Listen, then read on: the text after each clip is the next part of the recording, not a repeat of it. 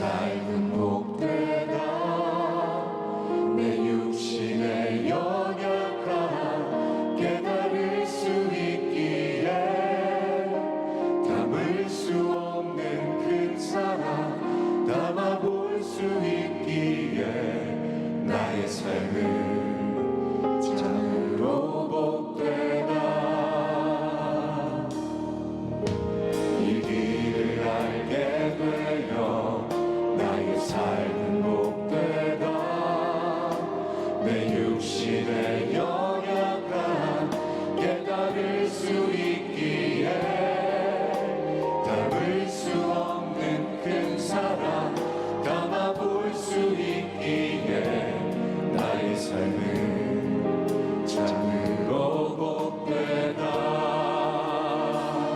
아버지의 때를 기다리며 내 원함을 꺾어도 보고 주의 뜻이 이루어지길 구하며 울 수 있어 영광이라.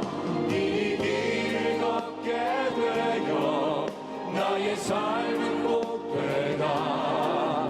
신실하신 아버지를 의지할 수 있기에 영원하신 주의 나라 소망이 있기에 나의 삶은 참으로 복되다. 이 길을 알게 되어 나의 삶은 복되다. 내 육신의 연약함 깨달을 수 있기에 담을 수 없는 큰 사랑 담아볼 수 있기에 나의 삶은 참으로 복되다. 아버지의 때를 기다리며 내 원함을 꺾어도 보고 주의 뜻이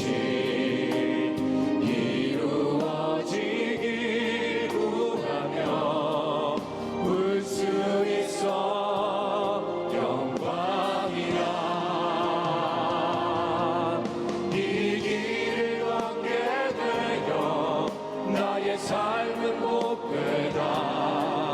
신실하신 아버지를 의지할 수 있기에 영원하신 주의 나라 소망이 있기에 나의 삶은 참으로 복되다. 이 길을 걷게 되어 나의 삶은 복되다. 신실하신 아버지를 의지할 수 있기에 영원하신 주의 나라 소망이 있기에 나의 삶은 참으로 복되다.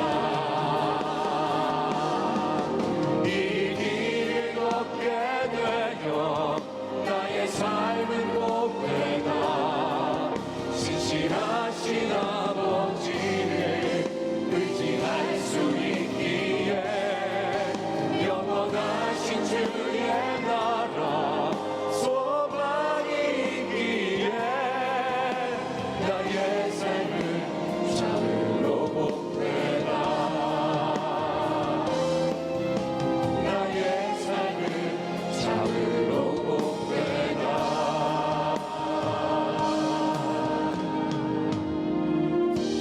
할렐루야.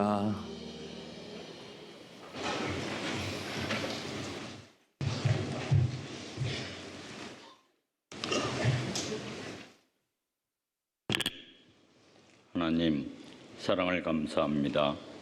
세상 만물이 주의 말씀으로 지어지고 주의 섭리 아래 온 세상을 다스리시는 전능하신 하나님, 저의 심령이 주님의 은혜로 충만케 하시고 신령과 진정으로 드리는 제 예배를 통하여 주님 홀로 영광 받으소서. 국률하신 하나님, 지난 한 주간 저희들의 삶 가운데 자이든 타이든 죄지었음을 고백합니다. 용서해 주시고 십자가 보혈로 깨끗이 씻어 거듭나게 하여 주시옵소서. 사랑의 하나님, 저희가 예배의 주인은 오직 한 분 하나님이심을 고백해 하시고 예배를 준비하고 참여하는 모든 성도들의 시선과 마음을 주님께 고정시켜 주시고 하나님께만 영광을 올려드림으로 하나님의 임재의 자리에 나아가게 하여 주시고 이 예배 중에도 사람의 생각과 계획이 앞서지 않게 하시고 오직 하나님의 말씀과 영광만 드러나게 주님 인도하여 주시옵소서. 이 나라의 민족을 사랑하시는 주님, 새로이 선출된 대통령과 위정자들에게 하나님의 공의와 진리를 깨닫게 하시고 지혜와 분별력을 주셔서 하나님을 경외하고 백성을 사랑하며 나라를 바르게 끌어가게 하여 주옵시고 지역 갈등, 계층 갈등, 세대 갈등, 물질 만능주의, 집단 이익 등 몸살 앓고 있는 이 나라를 길이요 진리요 생명이신 우리 주님의 권능과 능력으로 이끌어 주셔서 질서가 바로 서고 평강 안정으로 회복하는 그 은혜와 은총을 더하여 주시옵소서. 주님의 복음으로 나아가는 선교사님들 눈길 낮고 밖에 나는 곳곳마다 주님의 복음의 역사가 나타나게 하옵시고 북한의 위정자들에게도 체제 유지와 정권 야욕에 사로잡혀 핵무기예벌에 강본하고 있는 그들을 주님의 강권적인 권능과 능력으로 붙잡아 주셔서 남과 북이 서로 협력하여 선을 이루며 복음적 통일의 놀라운 역사를 이 땅에 허락하여 주시옵소서. 총교회를 사랑하신 하나님, 저희 총교회를 사랑하셔서 부흥과 평강으로 인도하신 주님, 어린 영혼들을 말씀으로 양육한 여름 성경학교, 믿음으로 다지고 영적으로 성장한 청년부 수련회, 땅끝까지 복음을 전하는 말씀에 순종하여 복음의 씨앗을 심게 하신 단기선교, 다시금 주님의 은혜와 그 깊은 사랑을 체험한 종교인 수련회, 수많은 사역들을 주님의 은혜로움으로 잘 마치게 하심에 감사와 찬양을 드립니다.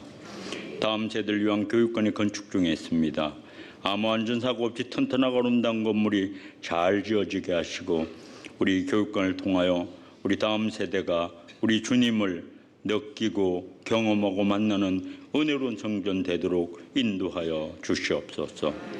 우리 목사님과 당회원들에게 지혜와 명철을 주셔서 모든 일에 개인적인 생각이나 고집을 버리고 옳지 못한 것을 바라게 하는 것에 비난을 두려워하지 않으며 오직 하나님의 뜻에 합당한 진정으로 교회와 성도를 위하여 정성을 다하는 하나님의 능력과 성령으로 뜨겁게 역사하는 우리 총교회 되게 도와주시옵소서. 능력의 주님, 말씀 전하신 우리 목사님, 성령님 인도하심으로 그 권능의 말씀이 선포될 때에 그 말씀이 저희들의 심령을 깨우는 능력의 말씀, 생명의 말씀 되게 하여 주시옵소서. 총회와 노예의 크신 쌀을 감당하시는 우리 목사님, 주님 주시는 권능과 능력으로 그 모든 일들을 넉넉히 감당하게 하여 주시고 주님 기뻐 받으시는 우리 목사님 되도록 도와주시옵소서. 찬양으로 영광 돌리는 나우 찬양팀과 할렐루야 찬양대 찬양을 기뻐 받으시고 교회 곳곳에서 봉사와 헌신을 다하는 우리 성도님들께 주님의 다없는 사랑과 축복이 더하여 주실 줄 믿사옵고 우리를 사랑하시는 예수 그리스도 이름으로 기도드리오며 지금은 주님께서 가르치신 기도를 함께 드리오니 하늘에 계신 우리 아버지, 아버지의 이름을 거룩하게 하시며 아버지의 나라가 오게 하시며 아버지의 뜻이 하늘에서와 같이 땅에서 이루어지게 하소서. 오늘 우리에게 일용할 양식을 주시고 우리가 우리에게 잘못한 사람을 용서해 준 것 같이 우리 죄를 용서해 주시고 우리를 시험에 빠지지 않게 하시고 악에서 구하소서. 나라와 권능과 영광이 영원히 아버지의 것입니다. 아멘.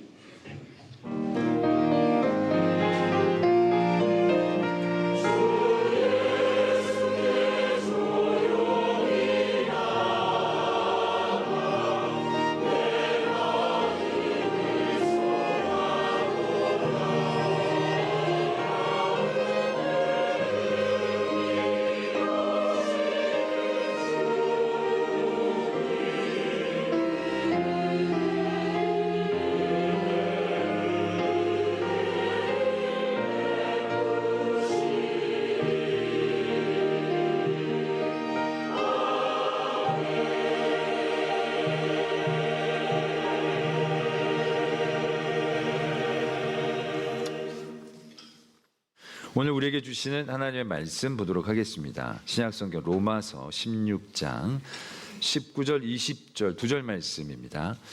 제가 가진 신약성경 262면에는 로마서 16장 19절 20절의 말씀 제가 봉독드리겠습니다. 너의 순종함이 모든 사람에게 들리는지라. 그러므로 내가 너희로 말미암아 기뻐하노니 너희가 선한데 지혜롭고 악한데 미련하기를 원하노라. 평강의 하나님께서 속히 사탄을 너희 발 아래에 상하게 하시리라. 우리 주 예수의 은혜가 너희에게 있을지어다. 아멘. 하나님의 말씀입니다.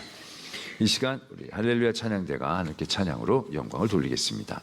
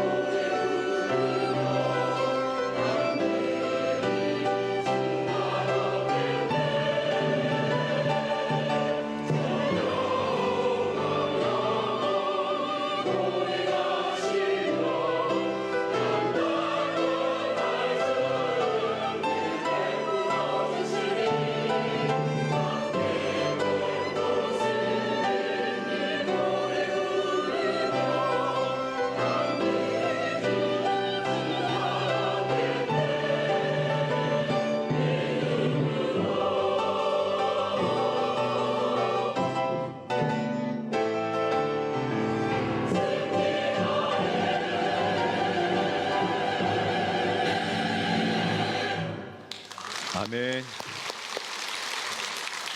네, 귀한 찬양 감사를 드립니다. 네, 말씀을 함께 기도드리겠습니다. 사랑의 하나님 아버지, 오늘도 주의 말씀 들려주심 감사합니다.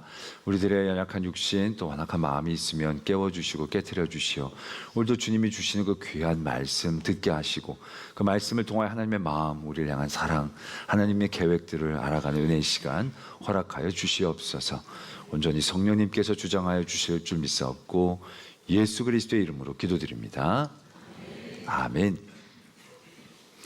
로마서는 로마 교회에 보낸 하나님의 편지입니다. 그래서 지난주에 저희가 로마서 16장 1절에서부터 16절까지 말씀에 여러 이름들이 등장하면서 문안 인사를 하는 그 말씀에 대한 은혜들을 나누었습니다. 이제 편지가 거의 맞춰가는 거죠. 그렇게 문안을 다 전하면 이제 축복하고 이제 말씀을 맺으면 됩니다. 근데 오늘 말씀을 보니까 새롭게 또 한 꼭지가 시작이 되는 것을 보게 됩니다. 다 읽지는 않았지만 17절에 형제들아 내가 너희를 권하노니 다시 이제 무난하다가 고난한다라는 거죠. 지금 디저트까지 다 먹었는데 다시 메인이 나온 거랑 비슷한 느낌입니다. 무엇을 권하느냐? 너희가 배운 교훈을 거슬러 분쟁을 일으키거나 거치게 하는 자들을 살피고 그들에게서 떠나라. 누구를 의미하느냐면 거짓 교사들을 의미한다라는 것입니다. 당시에는 지금처럼 이렇게 성경이 전권으로 다 확정이 되어져서 사람들에게 있었던 것도 아니었고 아주 체계적인 가르침이나 프로그램들이 있었던 것도 아닙니다. 사도들이나 또한 적혀진 복음의 쪽지들을 가지고 또 은사를 받은 사람들이 교회를 가르치고 훈련하고 있었을 당시였다는 것입니다. 그런 가운데 거짓된 교사들이 자신들의 생각들을 그럴싸하게 포장하면서 가르치는 그 세대의 여러 가지의 세상의 흐름들이나 자기의 유익함과 섞여 그렇게 가르치려고 하는 이들이 적지 않았다는 겁니다. 또한 그들은 굉장히 교활한 말과 아첨하는 말을 잘 사용했다라는 얘기죠. 원래 말씀은 그렇게 솔깃하지 않을 때가 많지 않습니까? 말씀은 굉장히 부담스럽고 어려울 때가 많습니다. 여러분들 제가 오늘 설교를 하는데 막 솔깃하게 듣지 않고 계시거든요. 그냥 설교하시느니 이게 진짜 말씀은 이거 맞습니다. 근데 교활한 말들은요 솔깃하게 듣기 좋게 얘기하는 것이거든요. 아첨한다는 건 이렇게 설교가 말씀이 괴로울 때 있잖아요. 불편할 때 있잖아요. 근데 아첨은 늘 우리가 좋게 너 잘한다, 너 최고다, 너 훌륭하다. 그런 말은 늘 다 듣기 좋아하잖아요. 거짓 교사들은 그러한 어떤 수사학적인 기술들과 기교들을 많이 장착하고 있었다는 얘기죠. 그러다 보니 초대교회는요 굉장히 치명적인 그러한 존재가 될 수 있었다라는 겁니다. 로마 교회뿐만이 아니라 모든 교회에 그런 거짓 교사들에 대한 경계의 말씀들이 심심치 않게 나오고 있다는 것을 우리는 잘 알게 되어진다는 것입니다. 로마 교회도 결국 그러한 거짓 교사들에 대한 경계의 말씀을 새삼스럽게 다시 해주는 것을 보게 됩니다.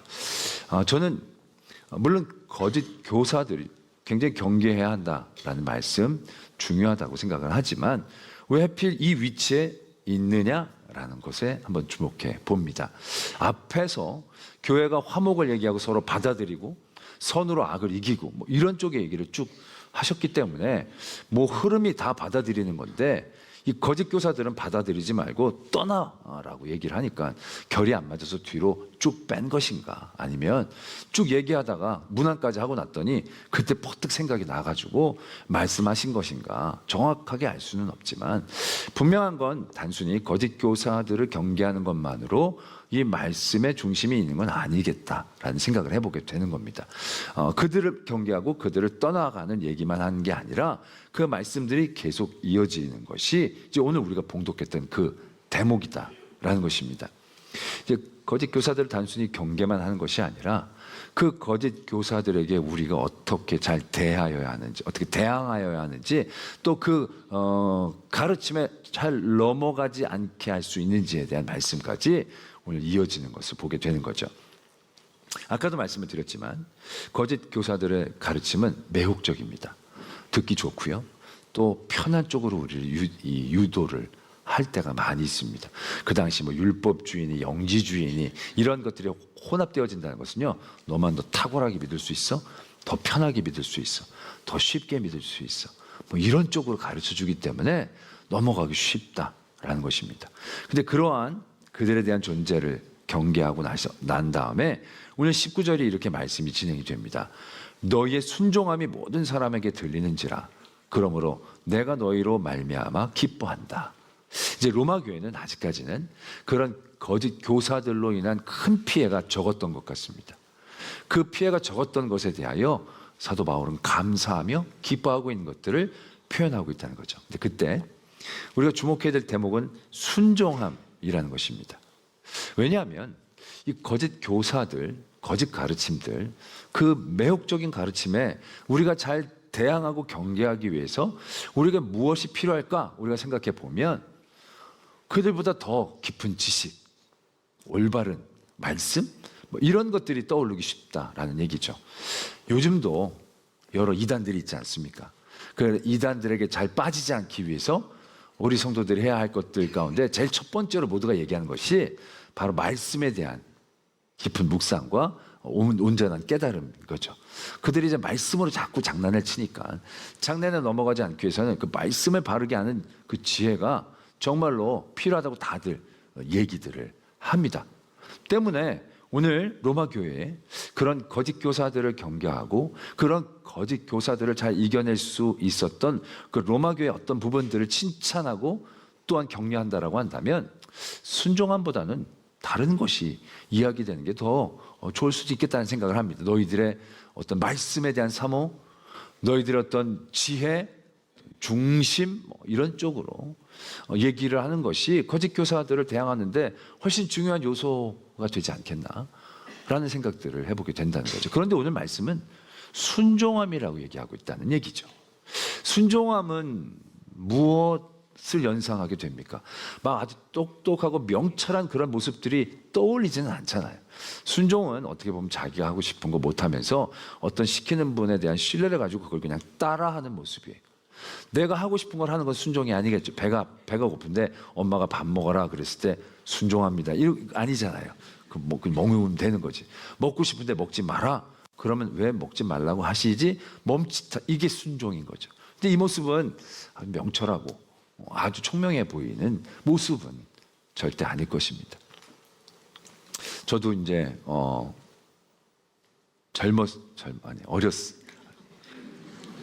고등학교 때 정도 된 것 같아요. 그때마다 이제 우리가 그 잘하는 이단 중에 그 여호와 땡땡이라는 분들이 아주 열심히였어요. 전도에. 그때 그분들의 발을 닮으라고 다들 그렇게 얘기했어요. 가가호호 이렇게 막 전도를 많이 하러 다니셨어요. 한 번은 그분이 이제 우리 집에 오셨는데 어떻게 하든 이제 그분이 들어왔어요. 그 얘기를 하는데 막 그분이 이건 이렇습니다. 그런 말씀을 막 얘기하는데 난 이게 아닌 건 알겠는데 몇 장 몇 절이 막 생각이 안 나고 하니까 너무 답답해가지고 내가 일방적으로 당했던 그런 기억이 났어요. 너무 억울한 거예요, 그게. 이게 너무너무 억울해가지고 야 이러면 안 되겠다. 다음에 오면 내가 정말 반박을 해야겠다. 그래서 그분들 얘기하는 것들이 다 뻔하니까 그 매뉴얼들이 있으니까 거기에 반박하는 말씀들이 다 있거든요. 그래서 그것들을 다 제가 숙지를 하고 있었어요. 아니나 다를까 한 몇 달 뒤에 또 이제 다른 분 그 팀의 다른 분들이 다니다가 제가 이제 우리 집으로 데리고 들어왔어요. 그래서 제가 얘기를 하는 거예요. 이거 이렇다 얘기할 때 내가 아니 잘 보시라고 여기는 이렇게 적혀 있지 않냐고. 이분이 흠칫하더라고요. 그래서 또 아니라는 거예요. 이렇게 막 이거라는 거예요. 그 내가 거기서 막 다다다다닥 막 이건 아닙니다. 잘못했습니다. 막 이러면서 내가 압도적인 분량으로 내가 완전히 이겼던 느낌이 드는 거예요. 그런데 그 분의 얼굴에는요 1도 흠집이 난 것 같지가 않은 거예요. 이게 이런 건가? 이런 게 아니라 뭐 이런 놈이 다 있어 그러면서 가는 거예요. 나는 말만 힘들게 많이 했지 아무런 영향력도 끼치지 못한 거예요. 더 많은 지혜와 지식을 가지고 그분의 모든 것들을 반박하고 가르쳤지만 그분에게는 1도 타격감이 없었다라는 것을 경험하면서 의문의 일패를 또 당한 것 같은 그런 기억이 아직도 기억이 납니다. 그런 거짓 가르침을 우리는 더 지혜로운 것으로 이겨낼 수 있고 그것으로 버틸 수 있을 것 같아 보이지만 오늘 말씀은 로마 교회가 그들을 잘 대항하고 이기고 있었던 그 요소를 순종함이라고 적고 있다는 사실에 우리는 주목해야 한다는 것이죠. 그러면서 말씀은 더 격려합니다. 그 순종함에 더 붙여서 선한 데는 지혜롭고 악한 데는 미련하라는 그러한 지침을 우리에게 도전해 주시는 것을 오늘 보게 됩니다. 이게 그 거짓 교사들을 이길 수 있는 굉장히 중요한 우리 능력이 되어진 모습이다라는 얘기죠. 선한 데는 지혜롭고 악한 데는 미련하라. 이건 그렇게 이해하기는 어렵지 않을 거예요. 선한 것에 우리가 관심을 많이 갖고 막 열심을 내지만 악한 데는 관심조차 갖지 말고 아예 모르는 사람처럼 그렇게 살아가자라는 그런 도전을 우리에게 주고 계시는 거예요. 뭐 그러면 돼요. 선한 데 더 지혜라고 애쓰고 악한 데는 미련하면 되는데요. 이게 그냥 되는 게 절대 아니라는 걸 우리가 깨닫게 됩니다. 왜냐하면 악한 데 미련해지는 건요. 그냥 우리가 평소에 미련해진 것처럼 아무 생각 없이 있다라고 악한데 미련해지는 게 아니에요. 왜냐하면 약한 건요, 악한 것의 지혜는요, 우리 안에 DNA가 장착되어 있는 것처럼요, 애쓰고 힘쓰지 않으면요, 지혜로움이 막 자라는 걸 심심치 않게 경험한다라는 얘기죠. 우리가 잡초로 비유하면 정말 정확할 것 같아요. 좋은 화초는요, 정말 애를 쓰고 힘써 키워야 살아내요. 참 희한하죠. 저는 그것들이 자연에서 자라난다는 게 너무 놀랍다는 생각을 많이 해요. 그걸 우리가 기르려고 한다면 엄청 힘들거든요. 그런데 잡초는 어떻습니까? 잡초는 심지도 않았어요. 물 주지도 않았어요. 키우지도 않았어요. 저기는 절대로 자라날 곳이 아니야. 그런데 어느 순간 가보면 그 틈을 삐짓고 풀이 잡초가 자라나는 것들을 발견하신 적들이 여러 분 계실 거예요. 그래서 그걸 뽑아버려요. 한번 뽑았으니 뿌리채 뽑았으니까 이제 다시는 안 나겠지? 안 그래요. 비 한번 오면요, 진짜 우후죽순으로 막 솟아나는 잡초를 발견하게 되는 거예요. 잡초는 뽑고 없애고 애쓰지 않으면 무성해지는 거예요. 그런데 좋은 화초는 정말로 애를 써야 근근히 살아내는 것들을 보게 되는 거죠. 선한 데는 지혜롭고요, 악한 데는 미련하라는 건 딱 그와 같은 모습을 우리에게 도전하고 계신다라는 얘기예요. 여러분, 애들도 그렇잖아요. 애들도요, 선한 건요, 몇 번을 가르쳐야 겨우 해요. 감사합니다 그럼 인사해라, 어른들 만나면 꼭 인사해라, 이걸 몇 번을 얘기하고 몇 번을 패야 애들에게 몸에 어느 정도 장착이 되면서 그것도 근근히 해요. 그런데 욕하라고 가르친 적이 없어요, 분이. 욕을 가르치는 분은 없어요. 앉아봐라, 요즘 이런 욕을 해야 먹힌댄다 그러면서 XSB 막 이런 거 가르치는 분 없어요. 애들이 안 배웠는데도 그거는 얼마나 빠른 빛의 속도로 습득해내는지 알 수가 없어요. 그죠? 그리고 거짓말하라고 가르치는 부모는 없을 거예요. 거짓말할 때 눈이 흔들리면 안 돼, 뭐 이러면서 가르친 적이 없는데요, 이 애들이요, 이거 배운 적이 없는데요, 대종상 수상자처럼 너무너무 거짓말을 미끈하게 잘하는 것들을 경험해요. 막 닭살이 돋을 정도로 거짓말을 어떻게 이렇게 잘하지? 왜? 자기 생존에 걸린 것들, 자기 유익에 걸린 것들은 배우지 않아도 너무너무 잘하는 것을 우리가 발견하게 된다는 거죠. 제가 전에도 말씀드린 적이 있는데, 제가 이제 교회학교 처음 중학교 1학년을 맡았을 때 그 반을 부흥시키기 위해서 내가 애들한테 한 달에 한 번씩 간식을 좋은 걸 사줬어요.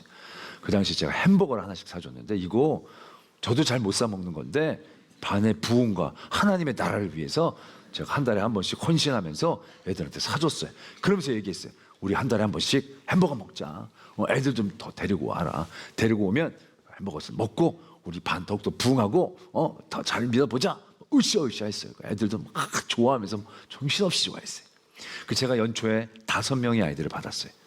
연말에 5명이 남았어요. 이해가 안 돼. 납득이 안 돼. 왜? 나 정말 잘했거든요. 엄청 잘 그랬을 것 같아 보이지 않아요? 애들한테도 인기가 엄청 좋았어요. 딴 반 애들도 다 좋아하고 막 그랬어요. 그래서 나는 우리 방에 정말로 폭발적인 부흥을 할 줄 알았어요. 끝까지 5명이 이해가 안 돼요. 근데 나중에 애들한테 들은 거예요. 애들이 우리 반에 애들이 오려고 그러면 다른 반으로 보냈다는 거예요. 우리 반 별로 자리 없다고 가라고 다른 반으로 보냈다는 거예요. 왜? 애들이 처음엔 햄버거 면서 막 좋아했는데 애들이 뭐 서로 토의하고 얘기한 게 아니에요. 근데 서로 본능적으로 암묵적으로 서로가 동의가 되는 거예요. 뭐냐? 야, 우리 선생님이 학생이고 돈을 버는 것도 아니고 재화가 제한돼 있는데 우리에게 햄버거를 사는 것도 쉽지 않아 보이는데 얘 5명이 7명 되고 8명 돼봐라. 햄버거 나오겠느냐? 햄버거가 떡볶이가 되고 떡볶이가 사탕으로 바뀔 수 있을 거다. 아이들이 그렇게 머리가 돌아가기 시작한 거예요.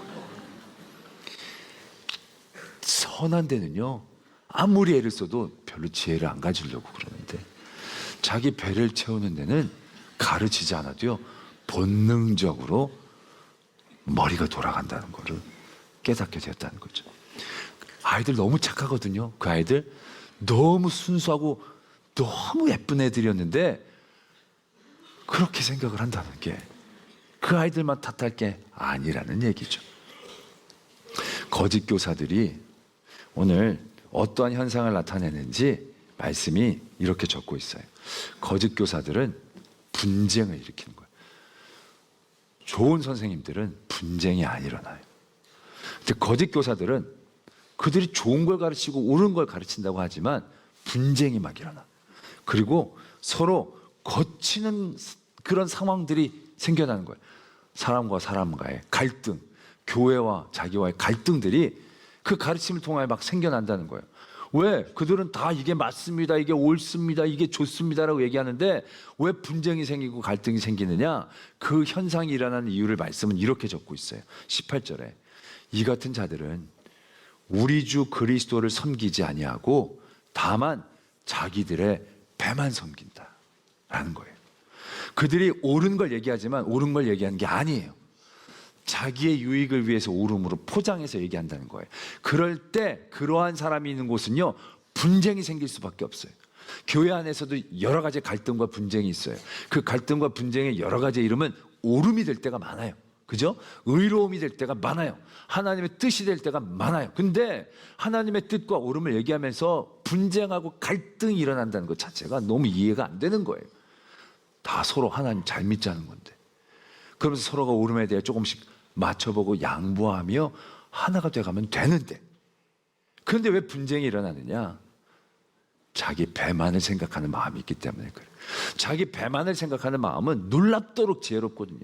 놀랍도록 포장을 잘 시킬 수 있거든요. 그러니까 이 교활한 말과 아첨하는 말들을 통하여 이 거짓 교사들은 자기 배를 불리면서 옳은 것들을 하나님의 뜻이라고 얘기하지만 결국 그곳엔 분쟁이나 갈등이 생겨날 수밖에 없다는 것을 우리가 분명히 깨달아야 한다는 것이죠. 그렇기 때문에 우리가 그러한 모든 거짓 교사들의 가르침에 대하여 경계하고 그들을 이겨내기 위해서 우리에게 필요한 게 뭐냐? 그들보다 더 깊은 지혜가 아니라 악한 데 미련해지는 힘이에요. 내 배를 배부르게 하는 일에 대한 무관심인 거예요. 내 유익과 내 뜻을 관철시키려고 하는 내 의지에 대한 꺾음인 거예요. 대부분 왜 그분들이 넘어가요? 왜 교활한 말과 아첨하는 말이 그분들이 왜 넘어가요? 그들의 말이 그들에게 왜 솔깃해지겠어요? 왜 악한데 밀어내줘야 되는데 그 악의 지혜들이 쓴뿌리처럼 막 올라오기 시작하는 거거든요. 그분들이 다 이렇게 얘기할 거예요. 내가 가르친 대로 믿어. 그래야 구원받아. 그래야 너만 구원받아.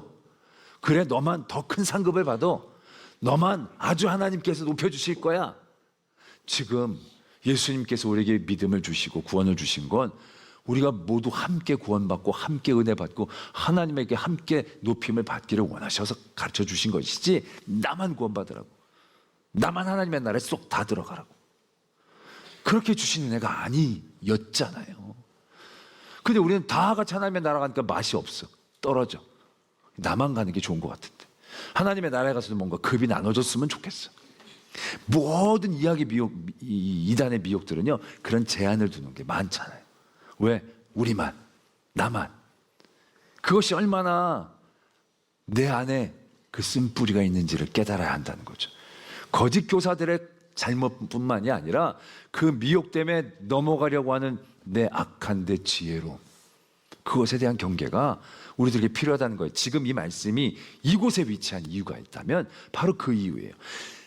거짓 교사들의 경계도 중요하지만 여러 문안을 나눴던 많은 하나님의 사람들이 그 하나됨과 평강을 유지하기 위해 무엇에 깨어 있어야 하는지에 대하여 다시 한번 일깨워 주기 위해서 이 문안의 자리에 이것을 넣지 않았나 생각하게 되는 대목이다라는 거죠. 저는 선한데 지혜롭고 악한데 미련하다라는 것에 아주 좋은 본이 있다고 생각하는데 그게 이반이라는 사람이라고 생각해요. 바보 이반. 제가 우리 교회 와서 이 지금 세 번째 얘기하는 겁니다. 그 소설에 대해서. 내가 이 소설 너무 읽을 때마다 또 이번에 말씀 주면서 또 읽는데 또 재밌어요. 그 제가 좀 잠깐의 줄거리를 얘기할 터인데요. 아마 여러분들 다 아는 얘기라고 생각하지만 듣다 보면 재밌을 거예요. 처음 듣는 것처럼 여겨질 거예요. 하나님 그런 은혜 주실 줄 믿습니다. 바보 이반은 사남매예요. 바보라는 건 원래 이름이 아니고 이반이 이름인데 형들은 둘이 있었는데 큰형은 장군이었고 둘째는 사업가였어요. 막내 여동생은 농아 장애인이었어요. 근데 이 두 형들은 똑똑해서 귀족하고 결혼하고 부자랑 결혼을 해서 나가 살았어요. 근데 이 형들이 다시 돌아와가지고는 더 욕심이 있으니까 이반의 유산을 자신들에게 달라 그러는 거예요. 왜? 이반은 이거 별로 필요 없지 않냐고, 집에 있으니까. 근데 부모님은 이건 이반 거니까 줄 수 없다, 이렇게 얘기를 했죠. 근데 이반한테 물어봅니다. 근데 이반이 얘기합니다. 아니, 난 뭐 집에 있으니까 더 필요 없다고. 형들 원하면 형들 드리라고. 그 형들이 아주 좋아하면서 유산들을 가져가죠. 그러면서 그 형제들이 화목하게 지내는 거예요. 그랬더니 악마가 그게 너무 배가 아픈 거예요. 그 작은 악마 3명을 보내다가 그 형제들을 무너뜨리려고, 서로 불화하게 만들려고 작은 악마들을 파견을 해요. 그러니까 큰형, 둘째 형은 쉽게 무너져요. 힘으로 흥한 자는 힘으로 망하고 돈으로 흥한 자는 돈 때문에 망하게 해서 다 이반 집으로 돌아오게 해요. 근데 이반은 또 다 받아줘요. 그 형수들이 막 이반을 무시해도 허허 받아주면서 내가 밖에 나가서 먹겠다고. 그러면서 그렇게 다 잘 지내는 거예요.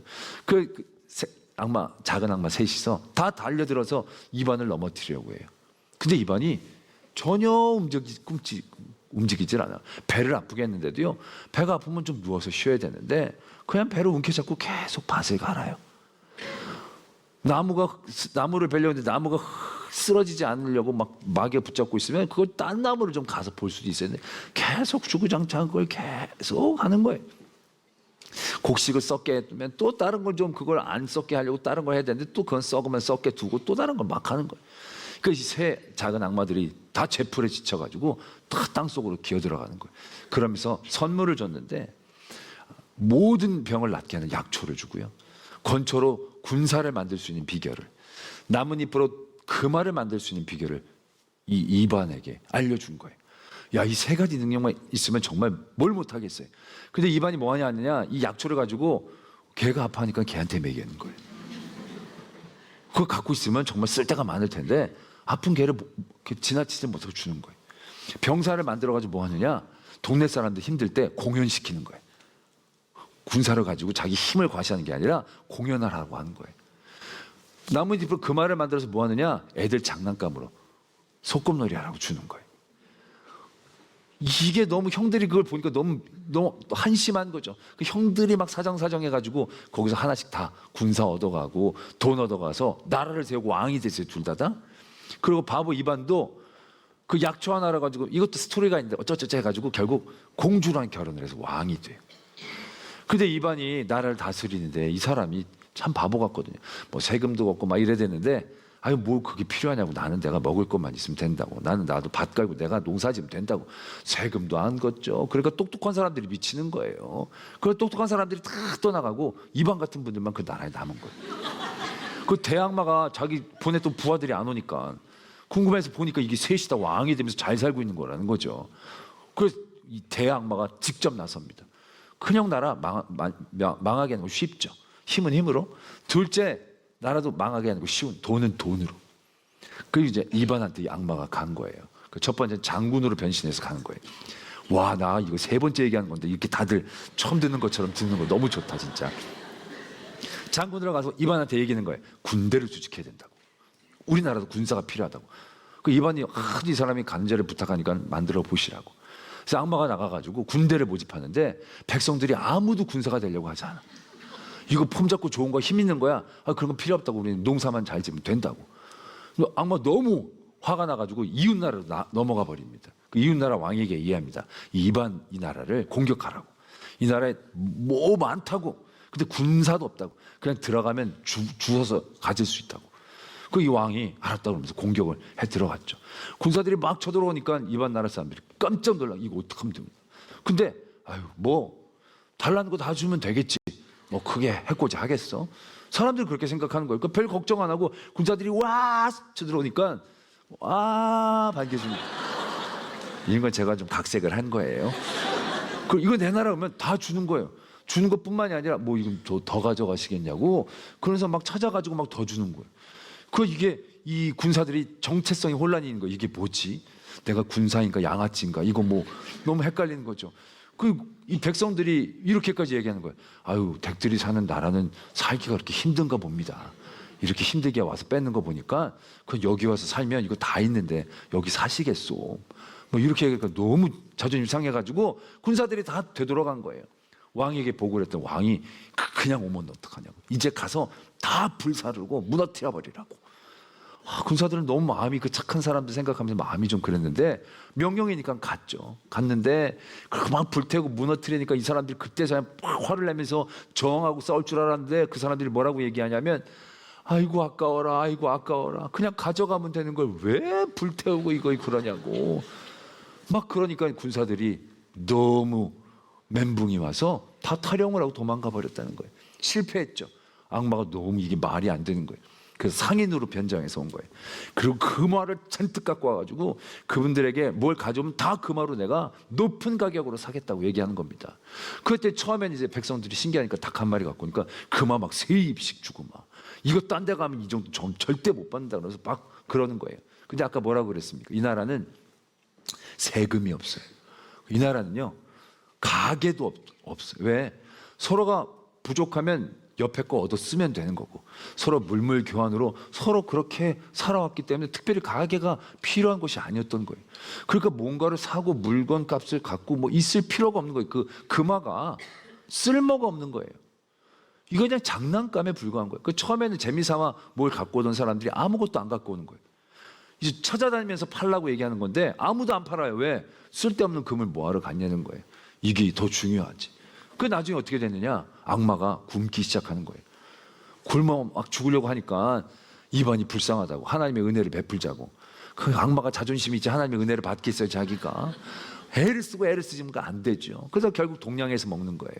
근데 나중에는 이렇게 얘기하는 이 사람들이 농사를 좋아하니까 농사로 이 사람이 아주 잘 지는 방법을 내가 가르쳐주면서 현혹해 야겠구나. 그래서 이렇게 제안하는 거죠. 이 농사를 이렇게 몸으로만 하면 안 된다고. 머리를 써가면서 농사를 져야 된다고. 내가 농사 기법을 알려드릴 테니까 백성들을 모아달라고. 그 백성들이 모였어요. 막 이 사람들이 막 악마가 막 설명을 하는 거예요. 이렇게 하면 돼, 이렇게 하면 되고. 근데 이 사람들은요 지금 더 수확하는 것에 관심이 없어요. 이미 충분한데 뭘 더 할 필요가 있겠냐는 거예요. 그 듣다가는 재미없으니까 하나둘씩 가기 시작하는 거예요. 악마가 이게 막 이해가 안 되잖아요 지금 이게. 너무 속상해가지고 기둥에다 머리를 팍 쳐박으면서 진짜 바보 같은 사람들이, 그러니까 사람들이 머리를 써서 농사를 한다는 게 저런 건가? 얘기를 하는 거죠. 결국 악마는 제풀에 지쳐서 땅에 꺼져버리고 이반은 행복하게 살았다는 얘기예요. 너무 은혜가 되는 얘기예요. 사람들은 이반을 바보라고 여겼을 거예요. 왜? 자기 이득을 취하는데 너무 미련한 거예요. 자기 배를 채우는 관심이 없어요.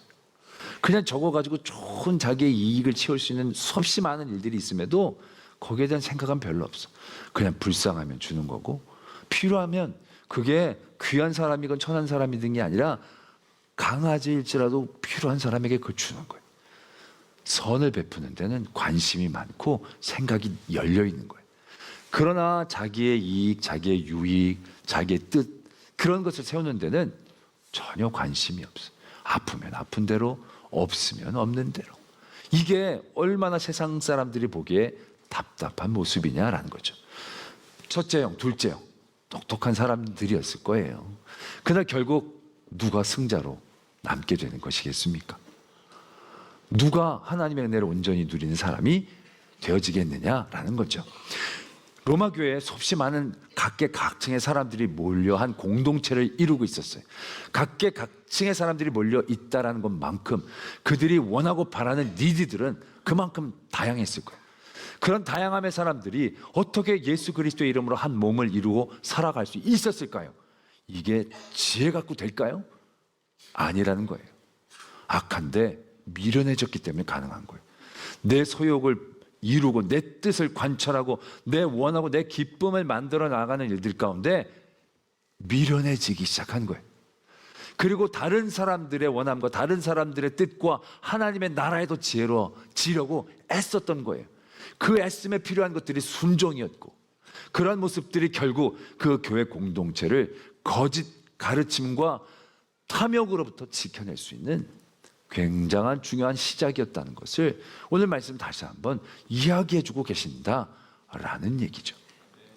제가 수련회 둘째 날 저녁에 우리가 하나님과 동행한다라고 할 때 그것은 제자가 되는 걸 의미하는 거고 예수님이 우리가 제자가 되기 위해 두 가지를 당부하셨는데 그건 자기를 부인하는 것, 자기 십자가를 짊어지는 것이다라고 말씀을 드렸어요. 그런데 자기를 부인하고 자기 십자가를 짊어지는 게 제자가 되는 조건이 아니라 언어와도 같은 것이다라고 말씀을 드렸어요. 마치 언어와도 같은 거예요. 자기를 부인한다는 건 우리가 미국에 갔는데 영어를 모르면 알아들을 수가 없잖아요. 뭐라고 얘기해도 그 호의를 알아들을 수가 없어요. 그런데 영어가 장착이 되어지면 알아듣게 되어지잖아요. 마찬가지라는 거죠. 자기를 부인한다는 건 내가 아주 의롭고 내 모든 소욕을 낮추는 아주 어떤 그런 선행을 하는 행동이나 조건을 얘기하는 게 아니라 하나님의 언어를 알아듣기 위한 우리의 언어가 되어져야 한다는 거예요. 내 뜻, 내 생각, 내 바람, 내 욕심 그런 것들을 딱 내려놓으면 그때부터 하나님의 언어가 들려지기 시작한다는 거죠. 모든 하나님의 은혜 가운데 떠났던 사람들이 하나님의 부르심과 하나님의 계획을 왜 못 알아들었을까요? 자신들의 욕심들이 자라났을 때, 자신들의 뜻, 자신들의 바람이 강했을 때 하나님의 음성은 들려지지 않았어요. 그러나 자기 뜻과 자기 생각을 내려놓을 때 하나님의 언어를 습득한 것과 같이 하나님의 계획이 들려지는 거예요. 깨달아지게 되는 거예요. 보여지게 되는 거예요. 그래서 기다려질 수 있게 되어진다는 거죠. 예수님도 하나님과 늘 소통하는 분이셨지만 자신의 안녕에 대한 생각이 들어가자마자 소통의 어려움을 겪어요. 이거 안 하면 안 되겠습니까? 근데 생각해보니까 너무 힘들 것 같은데. 근데 그 단절된 소통을 어떻게 회복하십니까? 그러나 아버지, 내 뜻대로 하지 마시고 아버지 뜻대로 되기를 원합니다. 내 뜻을 내어놓을 수 있을 때 그러한 대화가 가능하게 되었다는 것을 우리가 다시 한번 깨닫게 되어진다는 얘기죠. 결국 자기를 부인한다는 건요, 우리가 힘들고 어렵게 믿어야 된다는 걸 의미하는 게 아니고요, 우리가 놀라운 능력을 장착하는 거예요. 우리가 어떤 언어를 습득한다는 건 굉장한 능력이 되어지듯이 자기를 부인한다는 것은 우리에게 하나님이 권면해 주시는 놀라운 힘과 능력과 지혜가 되어진다라는 얘기죠. 내 뜻, 내 생각을 내려놓고 내 배를 불리는 일에 내가 미련해질 수 있을 때 비로소 선한 데 지혜로운, 선한 데 우리를 가르쳐 주시고 이끌어 주시는 하나님을 만나게 되어진다는 것이죠. 그래서 순종함을 기뻐하는 거예요. 그리고 그 순종함을 더 발전시켜서 선한 데 더 지혜롭고 악한 데 더 미련해지게 될 때 다른 하나님이 아니에요. 평강의 하나님이, 하나 되게 하신 하나님, 그 하나님이 우리 앞에 그 대악마, 작은 악마 모두를 입안의 앞에서 패배시켜 주셨듯이 우리의 삶에도 그런 은혜가 있을 줄로 믿습니다. 처음에 세상의 언어에 현혹되어진 저희들은 그 교활한 말과 아첨하는 말에 흔들려 그것들을 알지 못하게 될 것입니다. 그러나 우리가 악한데 미련하게 되어지면 그게 들려지게 될 겁니다. 보여지게 될 것이고요. 그러면 평강의 하나님이 내게 해주시는 놀라운 은혜의 자리에 끝까지 설 수 있는 그런 성도가 되어질 줄로 믿습니다. 기도하겠습니다. 오늘 말씀 묵상하시면서 내 안에 선한데 지혜롭고 악한데 미련한 도전이 있는지, 늘 우리는 하나님의 힘쓴다고 하지만 내 소용, 내 뜻, 내 바람들에 대해서 내려놓지 못했던 그러한 우리들의 모습들을 발견합니다. 악한데 지혜로운 우리들이 그런 모습들을 발견하게 하시고 그러한 모습들로부터 늘 깨어 평강의 하나님의 은혜를 누릴 수 있는 저희들 되게 하여 주시옵소서. 이러한 기도의 제목으로 하나님 앞에 나가겠습니다. 아버지 하나님, 오늘도 우리를 도와주시고 주시옵소서. 우리 안에 있는 하나님의 평강이 깨달아지고 고백되어지고 전해지기 위해 우리가 하나님의 말 듣기 원합니다. 지켜주시고 인도하여 주시옵소서. 선한데 지혜롭고 악한데 미련한다라고는 하지만 우린 늘 세상의 거짓 교사들의 가르침과 같은 교활함과 아첨함에 우리의 마음이 끌림을 인정합니다.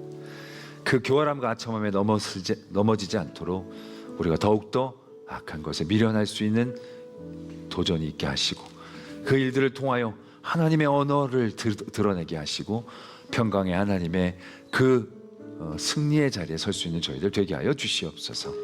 믿사오며 예수 그리스도의 이름으로 기도드립니다. 아멘.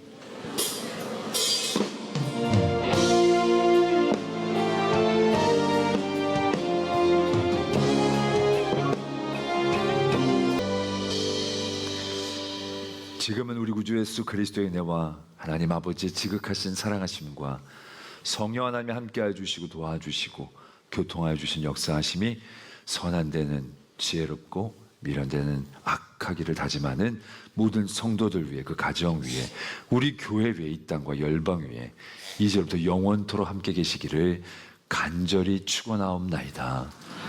아멘.